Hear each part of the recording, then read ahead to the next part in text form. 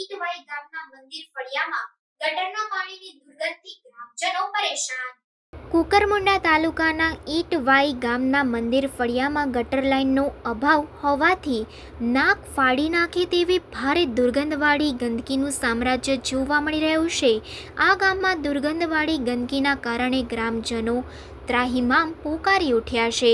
અહીં પાકી ગટર લાઇનનો અભાવ હોવાથી ઘણા વર્ષોથી મંદિર ફળિયામાં ખુલ્લામાં દુર્ગંધવાળા ગંદા પાણીનો ભરાવો રહે છે, જેથી ગામના લોકોને ભારે હાલાકી વેઠવી પડી રહી છે।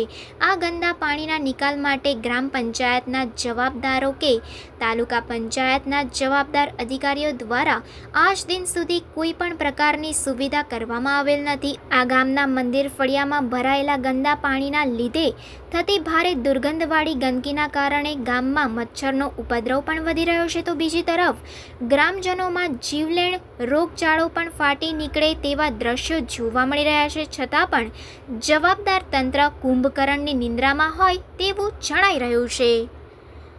રિપોર્ટર સરવર પાડવી, crime reporters TV news, Tapi.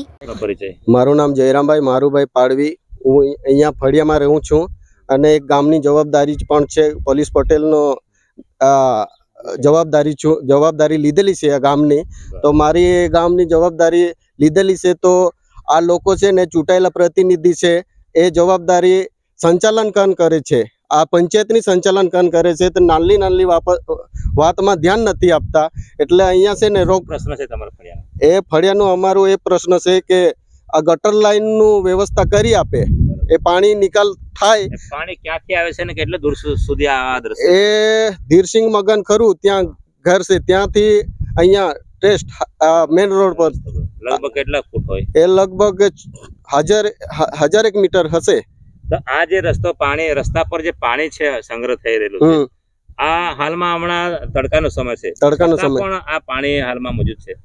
જો ગટર યોજના આ રસ્તા પર નથી કરવામાં આવી, આ ફળિયામાં નથી, એક સાઈડે કરવામાં આવી હતી પણ એક સાઈડે તે બંધ થઈ ગયેલી છે। એટલે આ સાઈડે આગળથી પાણી આવે છે, આગળથી પાણી આવે તો પાણી ક્યાં જાય? પાણી દુર્ગંધ મારે છે, બહુ દુર્ગંધ મારે છે। એક ગાડી આવે તો સાઈડમાં બેસેલા હોય તો એ કઈક બહુ ગંદાતું છે એમ। કેટલાક લોકોને આવા તકલીફનો સામનો? એ લગભગ 50-60 ઘરો છે, અહીંયાથી 50-60 ઘરોને બહુ તકલીફ છે। આ વિષય પર તમે આગળ સરકારે રજૂઆત કરેલી? આ વિષય આગળ રજૂઆત કરેલી, પેપરમાં પણ આપેલો, પણ અહીંયા સુધી કોઈ આવ્યો નથી અત્યાર સુધી।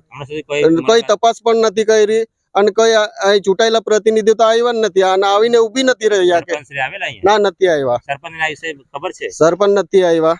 સરપંચને ખબર છે કે એ પેપરમાં આપેલું એટલે ખબર હશે જ ને। બરાબર, એટલે હમણાં સુધી મુલાકાત માટે ના નથી આવ્યા।